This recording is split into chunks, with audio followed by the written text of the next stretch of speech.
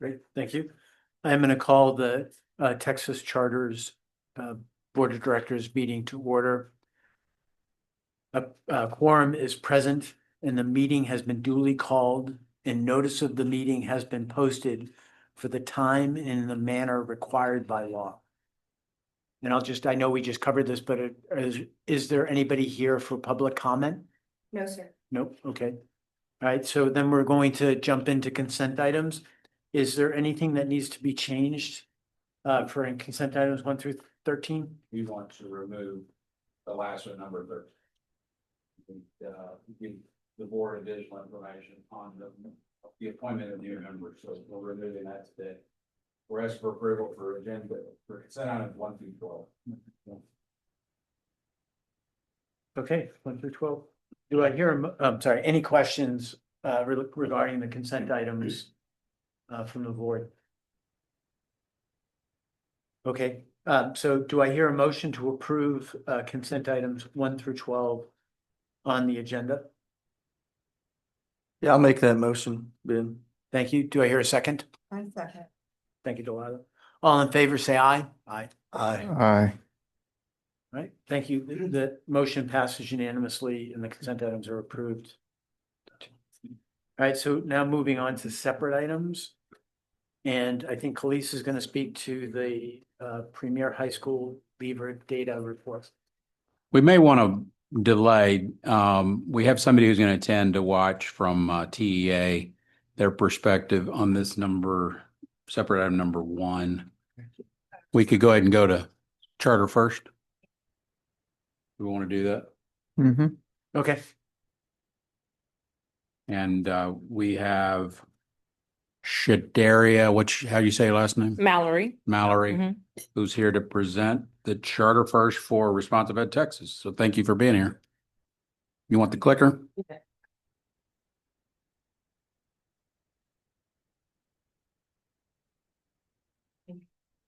Would you give a brief introduction on yourself? Sure.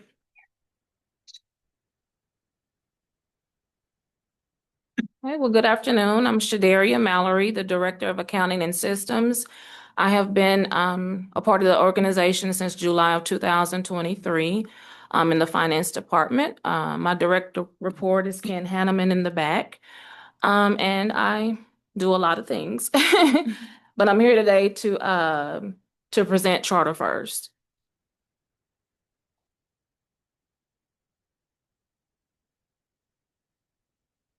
Okay. Wrong way. Okay, so the results that I'm going to present are for Premier High Schools and Texas College Preparatory Academies. It's based off the 2023-24 financial data. Okay. Joe has previously presented Charter First, but this time I'm doing it in his absence. A brief explanation of Charter First. Charter First is TEA's financial accountability rating system for charter schools. It ensures that charter schools are held accountable for the quality of their financial management practices and that they improve those practices. It encourages Texas public schools to better manage their financial resources in order to provide maximum allocation possible for direct instructional purposes. There are 21 indicators based off pass or fail and scored. You receive up to a maximum of 100 points. You receive letter grades based on those points. It's either A, B, C, or F. If you fall in the range of 90 to 100, that would grant you an A rating of superior achievement.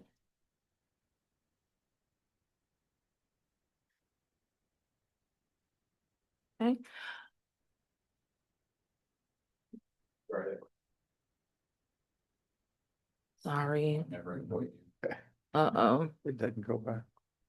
you. Use the mouse, the keyboard to go back. Yeah, we can just go back. You dare to go back. Yeah. No, you can go back. Probably the third slide, which on wow, I'm in 34.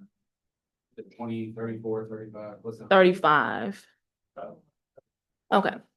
So these are the first set of the pass-fail indicators. Both PHS and TCPA passed. The first 5, if we are to have where we've failed any of those indicators, It is an automatic F rating, so we passed all of those. And then indicators 6 and 17 on the next slide. If we fail either one of those, we get a maximum of 89 points. Okay, so if you look at indicator number 1, it says, hey, did you turn in your annual financial report on time?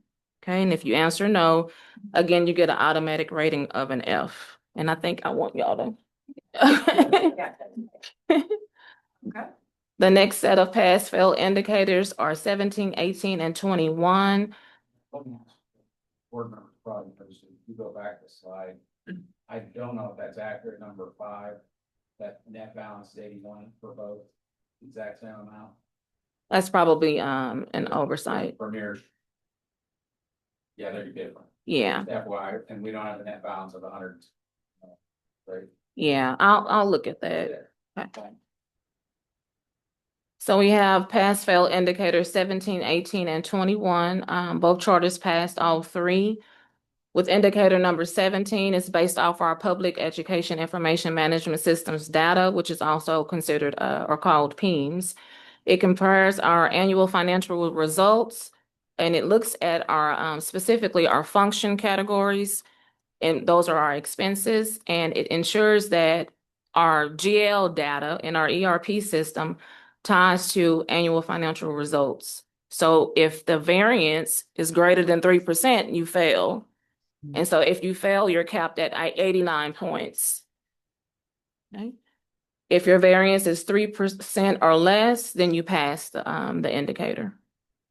Next slide. These are scored indicators. Okay. TCPA and PHS passed all of them. If you look at number 7, it's based on number of days cash on hand. The requirement is to have 40 days cash on hand, and you can see that TCPA and PHS exceeded that. Next slide. Here's another set of scored indicators. We received full points for all of them. If you look at indicator number 16, it says, was the charter school's actual ADA within 10% of the charter's annual estimated ADA? 10% is better or worse. Initially, when scores first came out, PHS did not pass that. However, the reasoning for it, PHS actually exceeded our estimated ADA, which is very good, exceeded it by 13%, but you still have that, indicator and that factor of 10%. So we appealed it and it was overturned. So we got our points back on that. Thank you. Okay, next slide.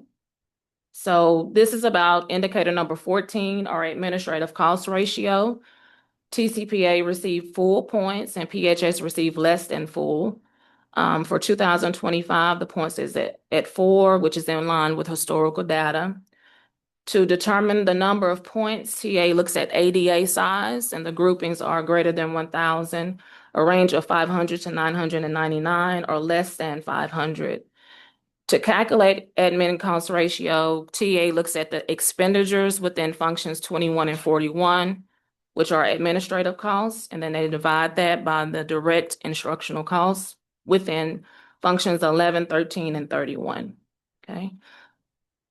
So our final score, even though we lost just a few points with PHS, is still a superior achievement, so that's good. We received 94 points, and TCPA received a full 100 points. That's great. Yeah.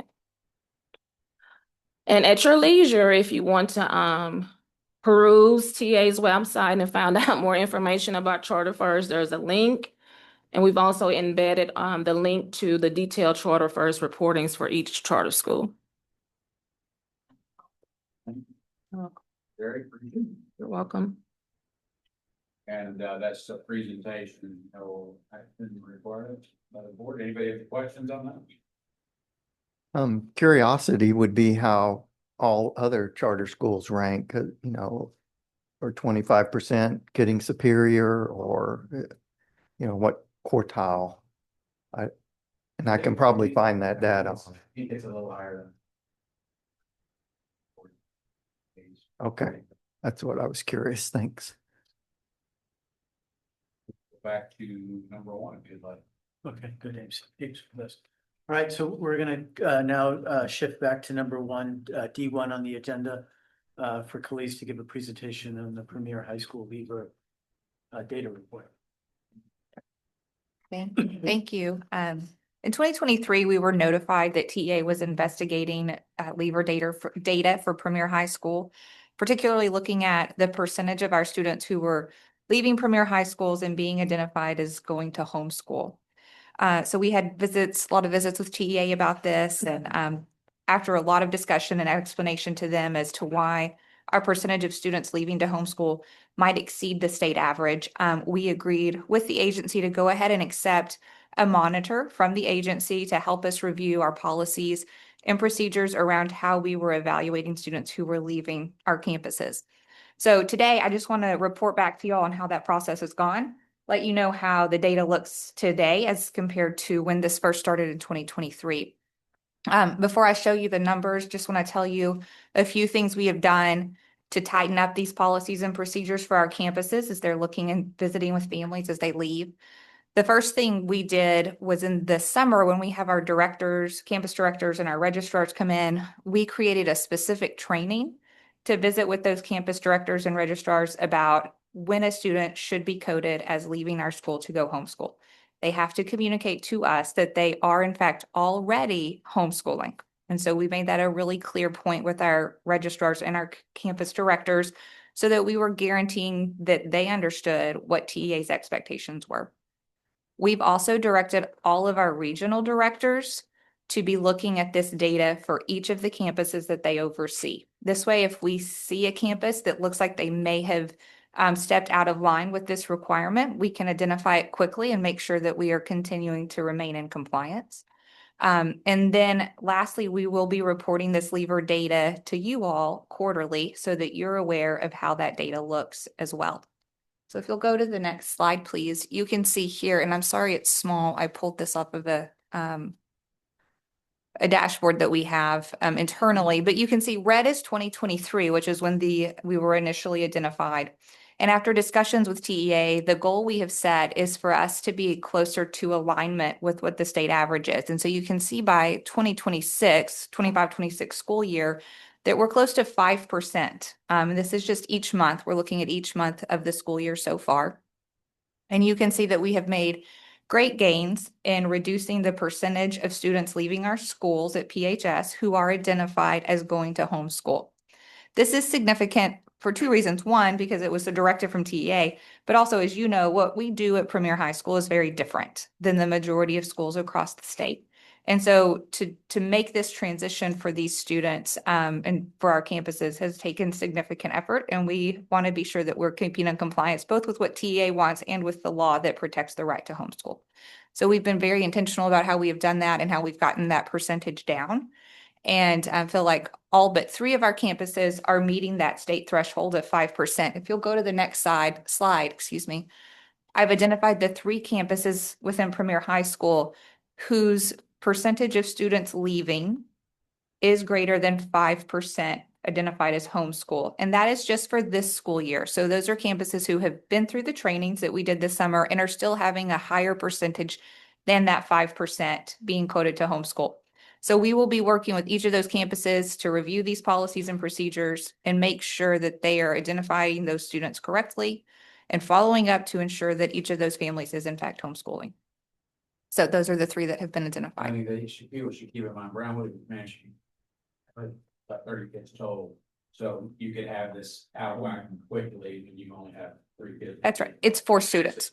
It's 4 students. That 12.9% at Brownwood and Comanche is 4 students at each campus that are identified as homeschool. So it is not a huge it's not a huge number of students, but because this campuses are small, it is a higher percentage than we would like to see. And but we also are aware from those campuses that there has been a push in those communities towards homeschool. So we're, again, don't want to take that right away from anyone. And so we're working with them on the correct way to handle that. Thank you for that presentation.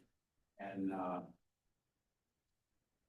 Dr. Saavedra, who is our TEA monitor, he is on the call, I think. Dr. Saavedra, would you like to add anything? Hello? Hello, Mr. Cook and members of the board. My name is Abe Saavedra. I am the monitor assigned to Premier High Schools uh, to oversee the improvements that Khalees just described. I would agree with Khalees.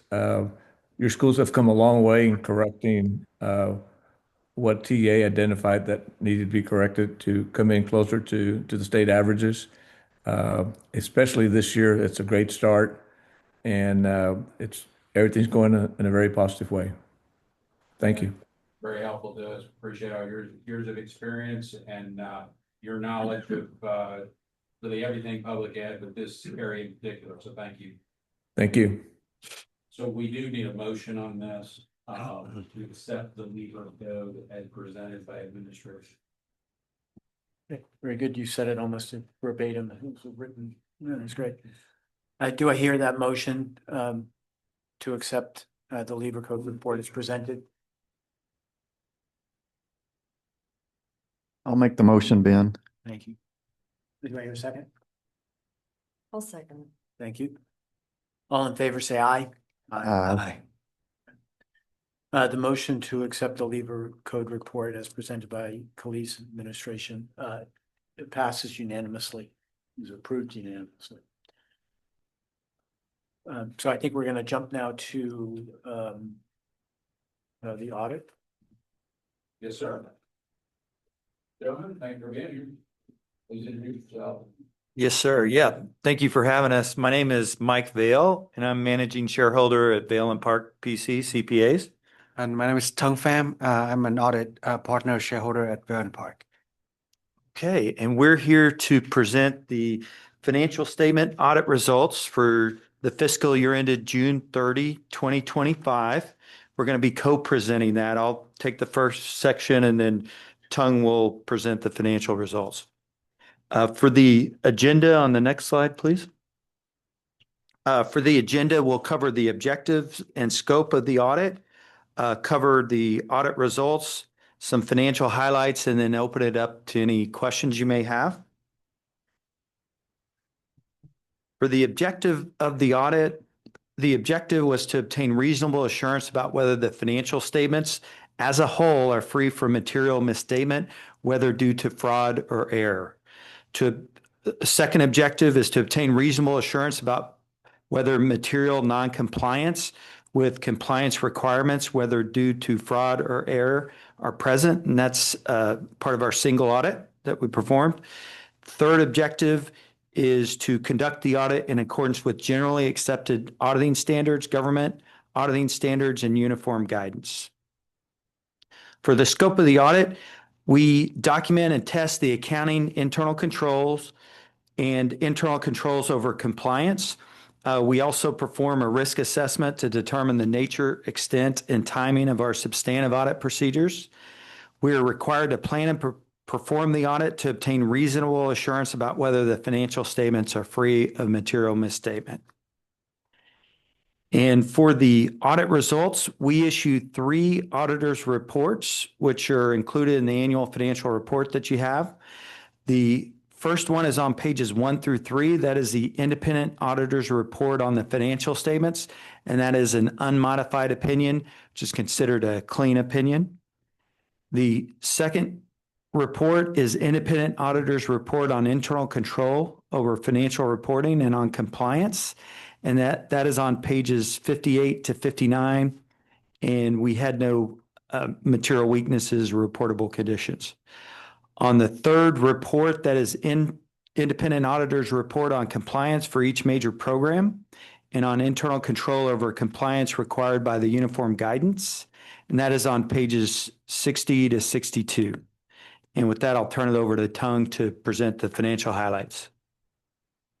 All right, so besides the 3 auditors report that we have in the package, the rest of the informations are your financial statements, which includes from pages 5 to 9. That's the main financial statements that had all the charters within Texas. Then it followed by the notes to the financial statements from pages 10 to 26. These notes will have a details of the big financial line items on your main financial statements and the accounting policies on each of those. And then the supplementary information's on page 27 to 56. Those be, you're combining statements where it break down all the charters, you'll have the TA required schedules on those pages.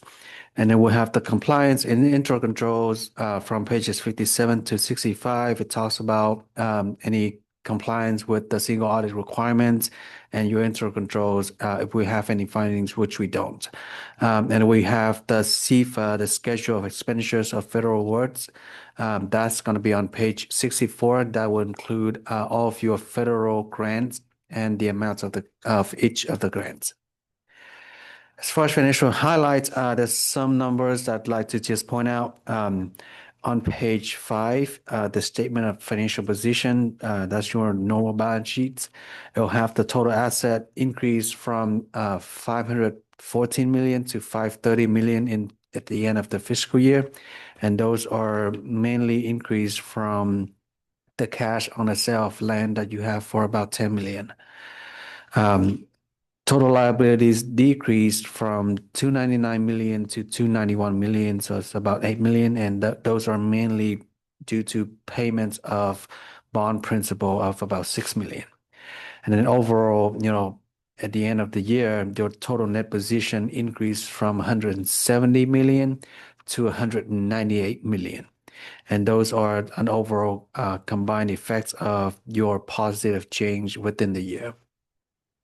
So as far as statement of activities, which is normally your P&L impacts on pages 6 to 7, total revenues increased slightly from 291 million to 297 million. That's about 2%. And the increase mainly due to the increase in state foundation program and per capital. So that's mainly your ADA increase money from the states. And then you'll have the total expenditures also increase, but a slightly slower rate to 278 million to 280 million. That's about 1%. And the majority of the increase is from security increase by about 4.4 million. This year we have more grant towards security, so the schools are spending a lot more to security for each of the campus. And then as part of the audit, we'd like to thank the whole accounting and finance team. There's a lot of people in here, as well as HR and program managers. We have Joe, we have Corey, Bill, Karen, Jennifer, Shadaria, who was just presented earlier, Deborah, we have Melissa, Casey, Ken, Gina, there was also Ken Hanneman and then Keith that we forgot to put in the slide, but we would like to thank them as well. They were really responsive to the audit, and it's a pleasure to work with the whole team. So, Thank you. We have a document that we use every year that's not an audited document, but it's saying audited financials that shows the 5-year that you have seen every year, and it's in the board presentation. So Ken is here, Shadari is here, if you want them to specifically talk about it, but it just shows you how we're trending up each of the last 5 years. So hope you look at that. Yeah. Thank you all. Any Thank you. questions? Thank you. Any questions? No, I don't. Yeah, thank you very much. Okay, thank you. So a very positive year. Financial.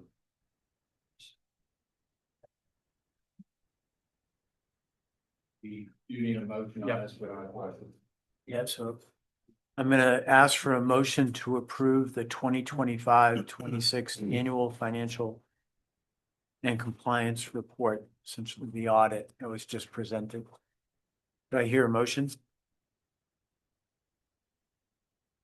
Motion. Thank you. Do I hear a second? Second. Thank you, Kent. All in favor, say aye. Aye. Aye. The motion passes unanimously, and the audit that was presented, the financial and compliance report annual 2025-26 has been approved. Thanks for getting that. So thank you. So the next item is to approve make a motion to approve the new board member, Amy Jacobakis. Can I get there? So is any discussion needed for this board? We talked about it previously, but any questions, right? So do I hear a motion to approve Amy Jacobakis as our new board member effective today, but starting in the January board meeting that she'll be attending?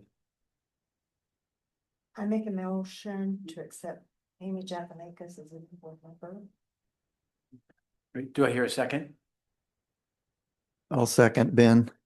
Thank you very much, Rick. Delilah, all in favor, say aye. Aye. Aye. Right, the board, the motion is approved, it's unanimous, and Amy Jacobakis is a new board member for the Texas Charter. All right, so I believe we're gonna go into closed session now. Go into closed session, so. Let me just read the.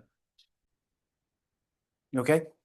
The closed session has ended and there are no motions or votes to be taken as a result of the conversation that took in closed session. Are there any other items while in open session to bring to the board? Nope. All right, so do I hear a motion to adjourn the meeting? I'll move we adjourn, Ben. And I'll second. The meeting is adjourned. Thank you. Thank you, everybody, for participating.